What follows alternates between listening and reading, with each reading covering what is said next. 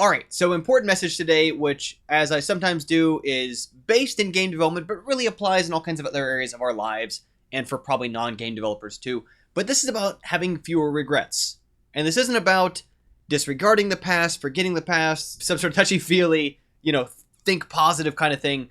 This is really just a difference in how we frame what's worth regretting. And I bring this up in part because when I'm working with game developers every single day, this is all that I do professionally and as a hobby and as a mentor, and this is everything that I do. Everything I do in helping game developers, so often what's holding them up isn't some sort of mental barrier of they don't know the right thing or they don't understand the process. It's some other kind of hang up where they're being distracted by something that they're regretting, that they're hanging on to unproductively, and it's limiting the things that they're able to achieve and frustrating them. So we'll talk about why and how I think we can shed some of that. So we're going to use a farming scenario for this. I'm from Missouri. I've never been a farmer, so I'm making up the details that we're talking about. It's purely for illustrative metaphor. So we have a farmer, and we have, let's say you're a farmer, in fact. Let's make it personal. You're a farmer. And you have a field to plant, and you've got to make a decision for what to do for the upcoming season. And now in this contrived illustrative scenario, you can plant all of one thing or the other. Maybe the seeds mess each other up. Who knows? You have the options of corn or wheat. Those are the things you can grow. Corn or wheat. And let's say that if it's a particularly rainy season, then corn will be more profitable. But if it's a particularly dry season, then wheat is a better choice. Let's say that we look at the best information we can gather. That according to meteorologists, they project there's a 65% chance that it's going to be an extremely wet season. It's going to rain a lot. It's going to be just tons of rain all the time. Rain. Record-setting rain. 65% chance expectation of that. And only a 35% chance that it's going to be dry enough to justify doing the wheat. Now, first question is, which one do you plant? Right? I mean, obviously the corn, you'd have to kind of be silly not to. There's a 65% chance that corn is the right choice in this situation. So now the season comes and goes. And it turns out that it was a dry season. So the corn wasn't as profitable as if you would have planted wheat instead.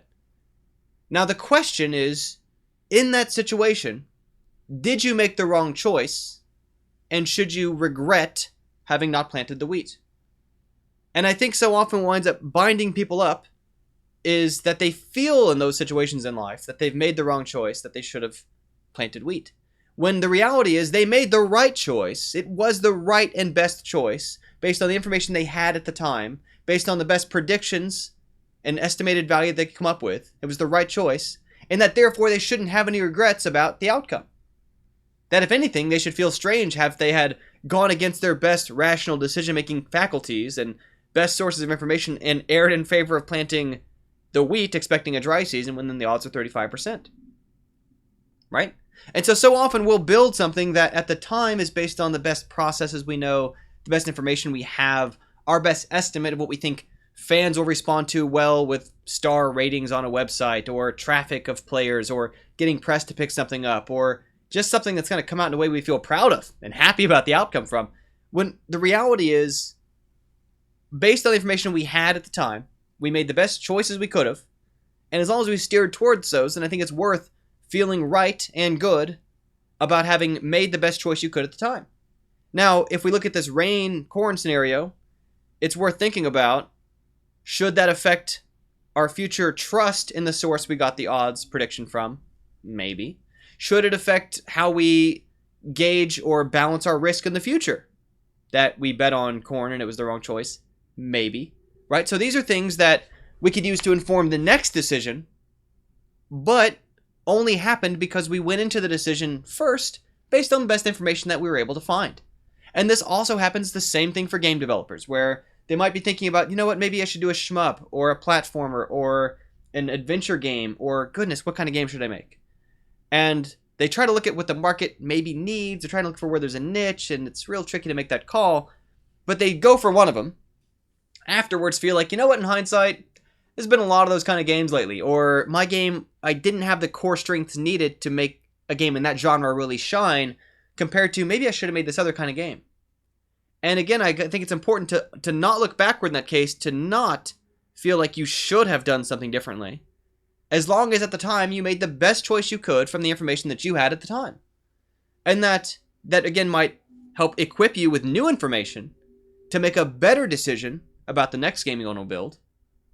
But you only get there by at first making decisions on, frankly, inadequate information, beginner information that you have limited ideas about, in part because some of it's really personal stuff.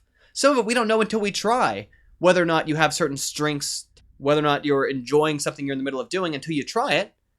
And then you can find out that, you kind of are really more leaning towards you like the writing side of game development. So it's going to steer more towards genres that's heavier in. Or maybe you discover you really like puzzles and problem solving in a way that shifts you towards a different direction in your design. But it's hard to say until you try. There's no way to know until you try.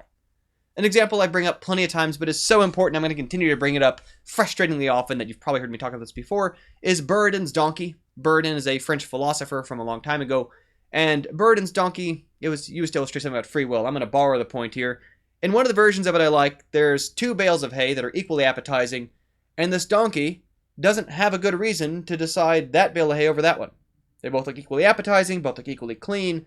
This donkey's hungry, and it starves to death with twice as much food in front of it as it possibly could eat, because it can't come up with a rational basis for one over the other. And so often on our first projects, when we're new to something, when we're new to a skill, new to game development, whatever it might be, we're in that situation of, even if there is some difference, it's hard for us to tell yet. We're not yet equipped to make that decision based on our needs, our strengths, our interests. We don't know yet. We haven't tried it. And in those situations, the only wrong choice is sitting there staring at both bales of hay until you die. Right? With twice as many options as you need. The correct choice is, in fact, either. So that you can try it. Maybe the donkey walks up to one bale, eats a few grains, discovers, oh, there's a big metal ball in this one. This one isn't good. Or maybe it's rotten on the inside. The only way you found out was by trying it, and then you go over to the other one. Right? And so in situations where you feel like, okay, you know what, if I knew it was 65% chance of rain, then I would obviously steer the direction. But I can't even figure out what the odds are. I can't even figure out how to feel out which option is better than the other. Then the choice to make is to make either choice and go forward on it. To not sit there for years without actually digging into a project because you can't come up with a rationally informed basis for one over the other. The rational choice there is to go for one of them, learn from the process, come out the other side of that process now better equipped with specific personal experience and new information to make your next decisions better. And without any sort of regret about how that first project came out or didn't, because the point there was that at the time you made the best rational choice you could, which in an inexperienced position sometimes is to just make a choice. Because we're not always as lucky as to have meteorologists telling us there's a 65% chance of this, that, or the other. So anyway, that's it for today. Don't beat yourself up over stuff. Very rarely productive in any meaningful sense of the word. You can use it to inform your path going forward, but if you've made a decision at the time on the best information you had and your best understanding of the odds, on the best sense of what you thought was the right thing to do, feel good about that. Go forward, inform future choices, but keep making progress. A couple other real quick updates. 4th Extra Credits episode I helped write, co-write in this case, is out there on the Extra Credits channel. You can check that out over on their channel. The other thing is that, and that one's about team game development, as opposed to kind of the lone wolf story that sometimes we tell ourselves. The other thing going on is I've got a Gamketo Patreon set up. That's now in the early stages of being out there, but I'll have a link to that in the description as well.